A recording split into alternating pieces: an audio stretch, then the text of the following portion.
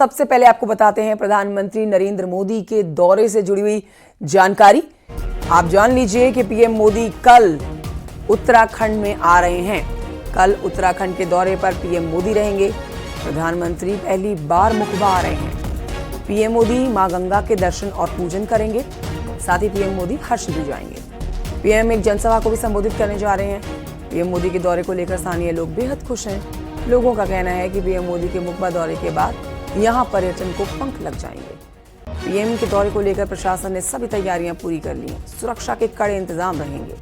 PM Mukhba से शीतकालीन यात्रा का संदेश देने जा रहे हैं देशवासियों को। मोदी के दौरे से जुड़ी हुई सारी जानकारी हमारे सहयोगी से लेंगे।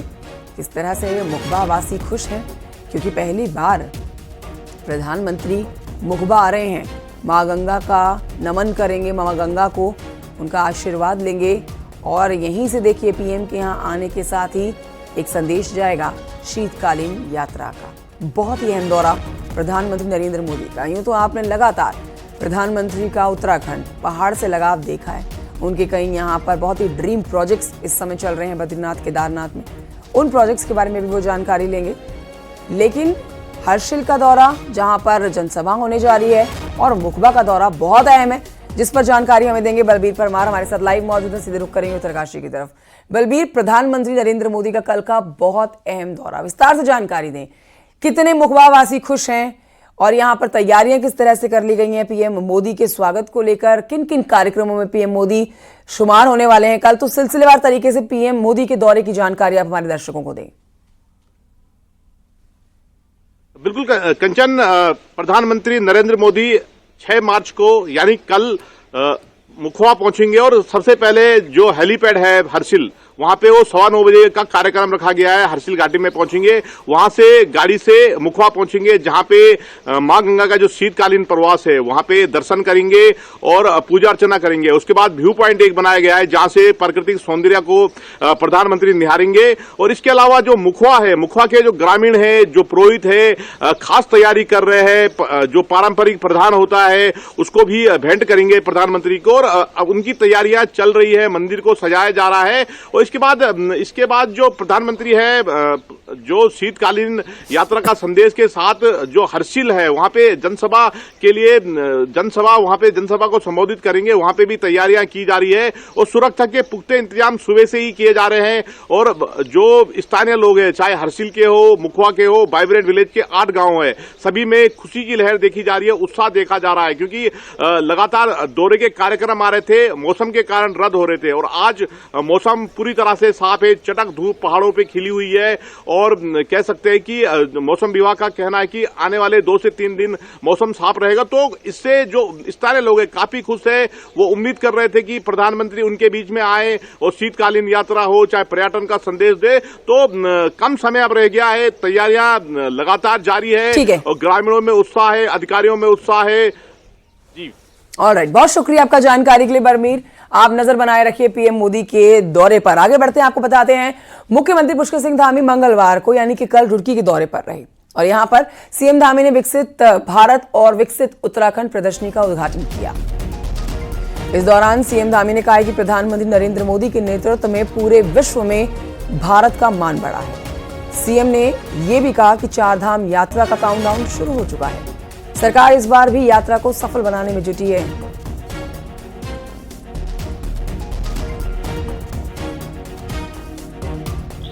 और आदरणीय प्रधानमंत्री जी के नेतृत्व में विकसित भारत का जो संकल्प लिया गया है, आज भारत लगातार उस दिशा में आगे बढ़ रहा है।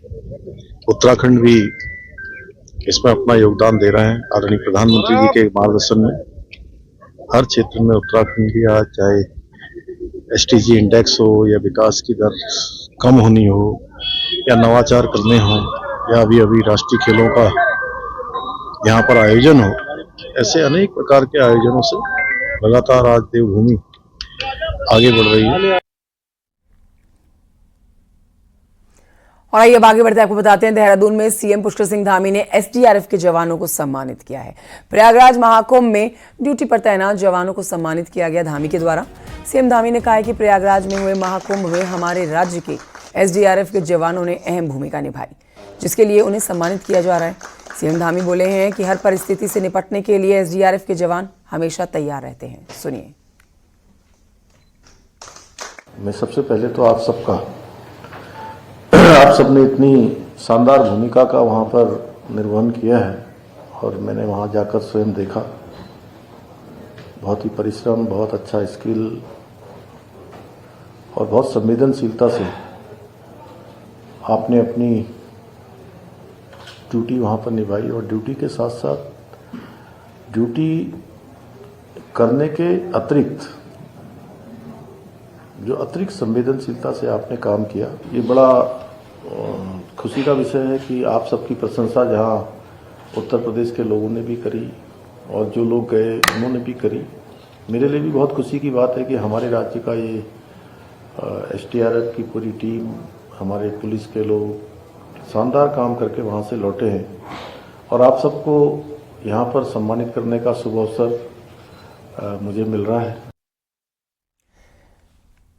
उधर राज्य में जल्दी पंचायत चुनाव हो सकते हैं। नैनीताल जिले में पंचायत चुनाव से पहले ही इस प्रक्रिया को और तेज कर दिया गया है।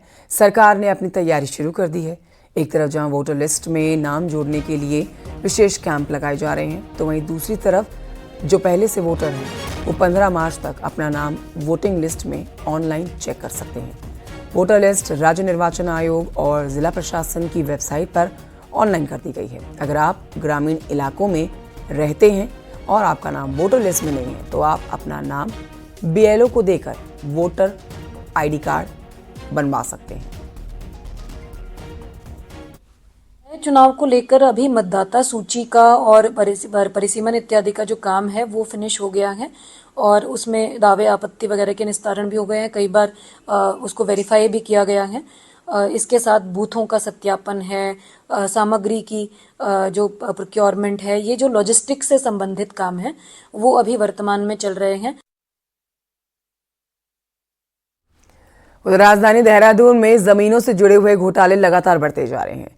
बीते 3 महीनों में लैंड फ्रॉड के 368 मामले एसआईटी के पास पहुंचे, जिसमें से जांच के 2 चरण पूरे होने के बाद 110 मामलों पर मुकदमे दर्ज करने के लिए पुलिस को सौंप दिए गए।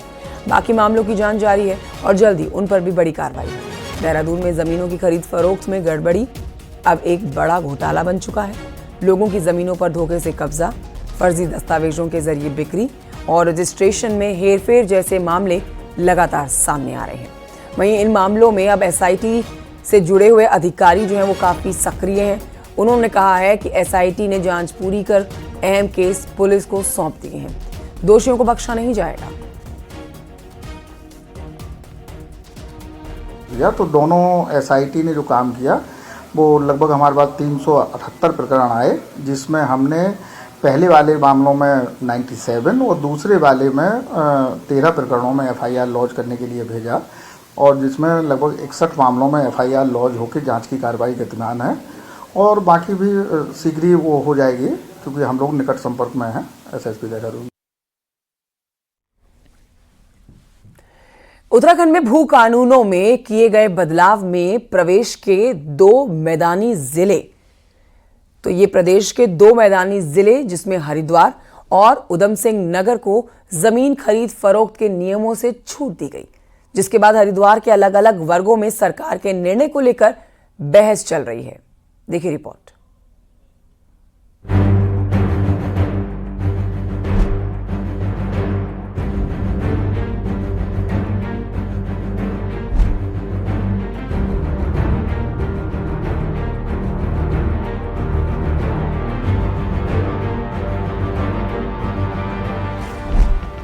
प्रदेश में लंबे समय से भू कानून की मांग चलती आ रही थी। हाल ही में खत्म हुए बजट सत्र में विधानसभा में मौजूदा भू कानून में संशोधन किया गया है, जिसके तहत बाहरी राज्य के लोगों को प्रदेश में जमीन खरीदने के लिए सरकार से परमिशन लेनी होगी। हालांकि हरिद्वार और उधम सिंह नगर में बाहर के लोग बिना प्रतिबंधों के जमीन खरीद सकेंगे।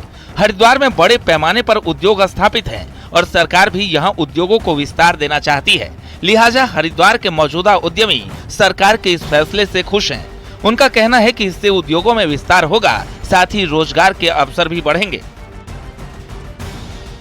हरिद्वार उधम सिंह नगर न केवल उत्तराखंड बल्कि नॉर्थ इंडिया के बड़े औद्योगिक जिलों में इनकी शुमार है। यहाँ पे देश और विदेश के बड़े उद्योग यहाँ मौजूद हैं। इन दो जिलों को लिए विशेष व्यवस्था बनाने से उद्योगों के विकास में, पुराने उद्योगों की एक्सपेंशन में और नए उद्योग आने में की नीति में ठीक होगा और उनके लिए भूमि की उपलब्धता सुनिश्चित हो जाएगी। वहीं सामाजिक कार्यकर्ता और राज्य आंदोलनकारी सरकार के फैसले को जिले के साथ द्वेषपूर्ण रवैया बता रहे हैं। इस वर्ग का मानना है कि हरिद्वार में बाहरी लोगों से जमीन को संरक्षित किए जाने की जरूरत है। यहाँ कुछ बड़े नौकरशाहों से साठगांठ कर बाहरी राज्यों के लोग बड़े पैमाने पर भूमि पर कब्जे जमा रहे हैं।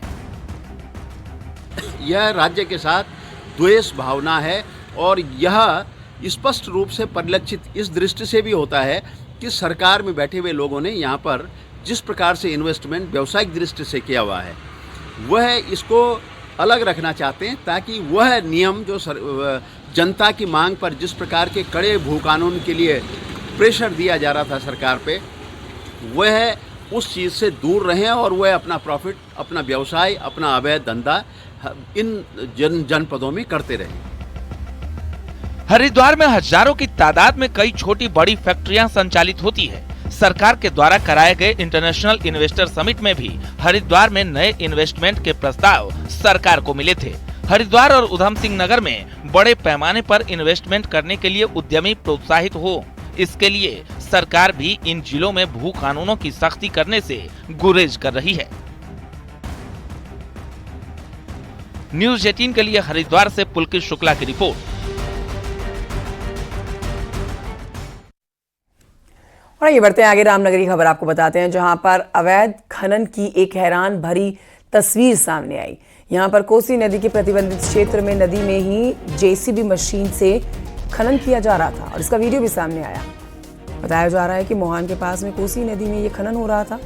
जानकारी मिलने के बाद यहां पर वन विभाग की टीम मौके पर पहुंची। कोसी नदी में लगातार अवैध खनन चल रहा है। मशीनों को नदी में ले जाकर खनन हो रहा है, जो कि नियमों का उल्लंघन है और खुलेआम इन नियमों की धज्जियां उड़ाई जा रही है।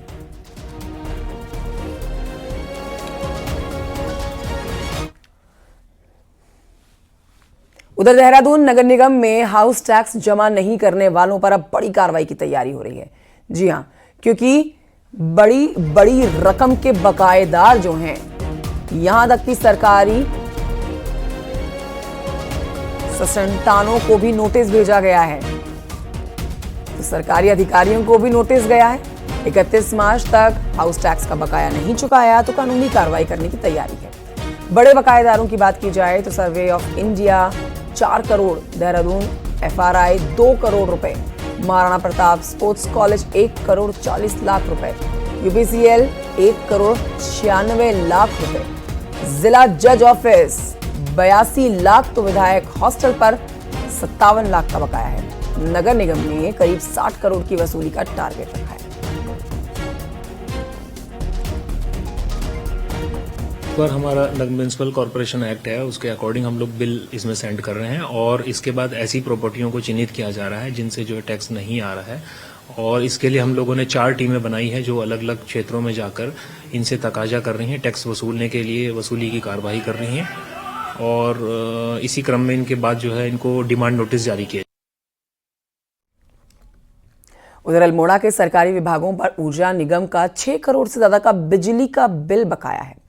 आपको जानकारी दे देते हैं कि इसमें सबसे ज्यादा नगर निगम पर 4 करोड़ का बकाया है। जीबी पंत हिमालय संस्थान पर 40 लाख का, स्वास्थ्य विभाग पर 18 लाख का बिल बकाया है, जबकि मानसखंड विज्ञान केंद्र पर 2 लाख से ज्यादा का बकाया है।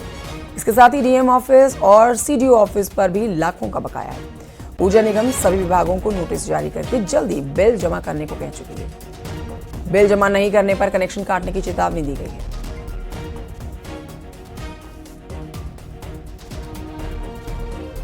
सरकारी विभागों में अमूमन हमारा जो है बकाया है कुल मिला के 6 करोड़ 63 लाख का, जिसमें से सबसे अधिक नगर निगम का है स्ट्रीट लाइट का 4 करोड़ 40 लाख का। शेष अलग कुछ विभागों में हेल्थ का भी है, हेल्थ में लगभग 18 लाख है और जीबी पंत में भी है, कुल मिला के 40 लाख है। ऐसे ऐसे करके हर विभागों में है, तो हम उनसे पर्सनली भी बात कर रहे हैं और विभाग द्वारा नोटिस भी प्रेषित किया गया है।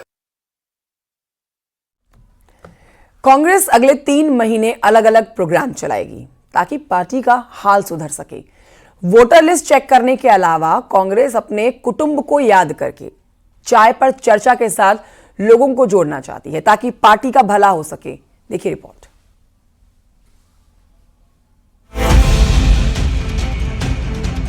मंगलवार को जिला अध्यक्षों के साथ कांग्रेस के सीनियर नेताओं की मीटिंग हुई तो जिला अध्यक्षों को नए प्रोग्राम देने के साथ प्रेस कॉन्फ्रेंस भी हुई। आने वाले 3 महीने में कांग्रेस का फोकस जहां वोटर लिस्ट की खामियां गिनवाने पर रहेगा, वहीं पब्लिक और कार्यकर्ताओं को जोड़ने के लिए कांग्रेस 2 अलग प्रोग्राम चलाना चाहती है। पहला प्रोग्राम कांग्रेस कुटुंब है, जिसमें पुराने कांग्रेस नेताओं और कार्यकर्ताओं के घर जाने का प्रोग्राम होगा। सीनियर नेताओं के भी उनके घर जाने की बात हो रही है। वहीं दूसरा प्रोग्राम चाय पर चर्चा का है। कांग्रेस को लगता है चाय पर चर्चा की छोटी छोटी बैठकें कार्यकर्ता से जुड़ने में कारगर साबित होंगी। देखिए, चाय का चर्चा एक प्रोग्राम जो हमारा था वो काफी अच्छा रहा और उसके रिजल्ट्स बहुत अच्छे थे। कार्यकर्ताओं का भी कहना था उसका फर्क पड़ रहा, हम पेनिट्रेट कर पा रहे हैं इश्यूज को नीचे तक, और उसको दोबारा शुरू करने की कोशिश हमारी है। उसके अलावा कुटुंब कांग्रेस का हम एक कार्यक्रम शुरू कर रहे हैं, जिसमें जो ऐसे परिवार जो कांग्रेस से जुड़े रहे हैं और किसी न किसी वजह से आज वो अलग थलग हैं या वो कार्यक्रमों में नहीं है, उनके घरों में वरिष्ठ जनों के प्रोग्राम लगाने का है। कांग्रेस के लिए उत्तराखंड में सबसे बड़ी चुनौती लोगों को साथ जोड़ने की है। ऐसे में कुटुंब के लोगों को याद करके और चाय पर चर्चा करके क्या वोटर बढ़ पाएंगे, जबकि मुकाबले में सामने मैनेजमेंट की माहिर बीजेपी है। चाय पर चर्चा जब करनी तब कांग्रेस ने की नहीं, तब मोदी जी कर चुके हैं और हमारे कार्यक्रम का हिस्सा है। और ठीक है, हमसे कुछ कांग्रेस सीखे, हमें कोई आपत्ति नहीं है। जहाँ तक परिवार का विषय, तो जिन बुजुर्ग कांग्रेस को ढूंढ रहे हैं वो तो सब भाजपा के अंदर है। कांग्रेस नकल न करे, अपने कार्यक्रम जनता से जुड़े हुए कार्यक्रम रखे। कांग्रेस छोटे छोटे प्रोग्राम के जरिए अपना काम बेहतर करना चाहती है, कार्यकर्ता से लेकर पब्लिक को साथ जोड़ना चाहती है। पर कांग्रेस के इन प्रोग्राम का अंजाम क्या होगा और प्रोग्राम कितने कामयाब होंगे, ये अगले 3 महीने में पता चल जाएगा। देहरादून से न्यूज़ 18 के लिए दीपांकर भट्ट की रिपोर्ट।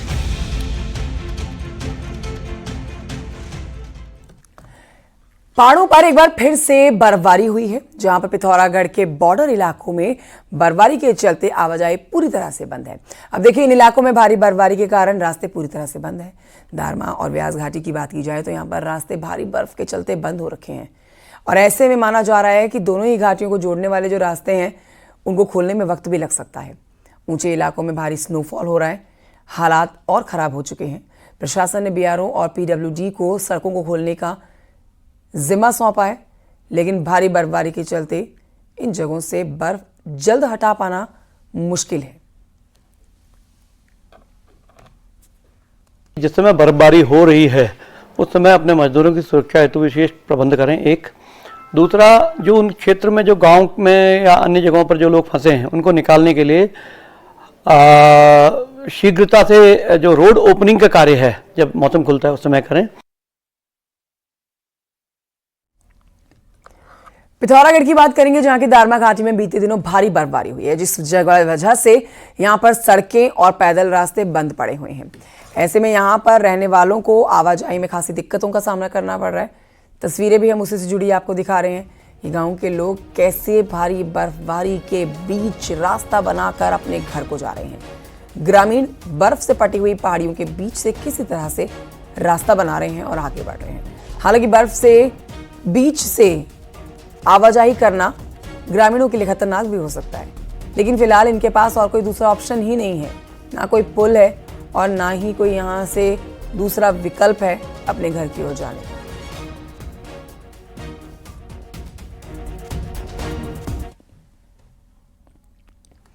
उत्तराखंड सरकार अब राज्य में इको टूरिज्म पर फोकस करने जा रही है। पहले चरण में 32 इको टूरिज्म साइट्स को डेवलप करने का काम शुरू कर दिया गया है और इस बीच में इको टूरिज्म से मिलने वाले रोजगार और राजस्व का भी सर्वे कराने की तैयारी शुरू कर दी गई है।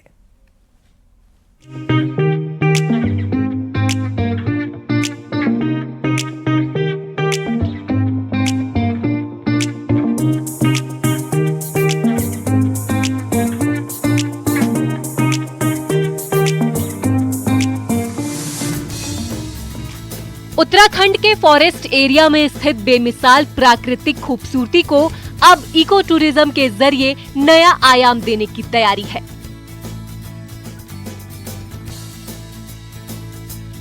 इसके लिए पहले चरण में 32 साइट्स को इको टूरिज्म के रूप में डेवलप किया जा रहा है। इनमें से कुछ साइट्स का डेवलपमेंट वर्क पूरा भी हो चुका है। इन साइट्स पर tourist of road driving, jungle safari, cycling, wild life का आनंद तो लेंगे ही, नाइट स्टे के लिए भी यहाँ शानदार व्यवस्था मिलेगी।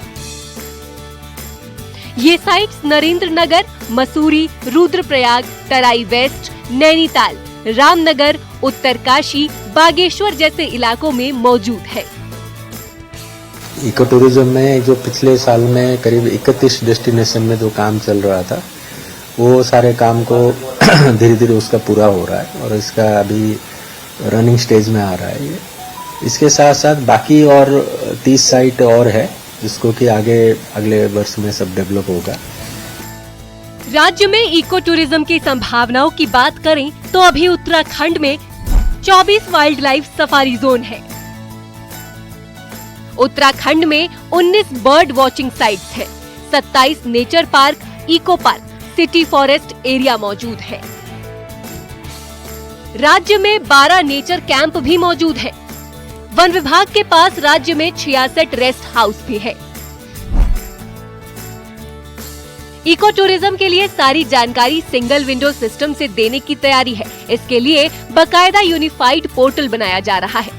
इसी पोर्टल पर बुकिंग से लेकर परमिट तक सब कुछ मिलेगा। एक यूनिफाइड पोर्टल सिस्टम डेवलप कर रहे हैं जिसमें कि ऑनलाइन बुकिंग सारे हमारे जितने भी इको टूरिज्म से उत्तराखंड में जितने भी इको टूरिज्म का डेस्टिनेशन है उसका सारे सफारी हो, डेस्टिनेशन हो, उसमें सारे बुकिंग के लिए वो सारे कार्य गतिमान है। सरकार ने इसकी जिम्मेदारी वन विभाग के अंडर बनाए गए इको टूरिज्म डेवलपमेंट कॉरपोरेशन को सौंपी है, जो इन सब के अलावा चंपावत में जिम कॉर्बेट ट्रेल भी डेवलप कर रहा है।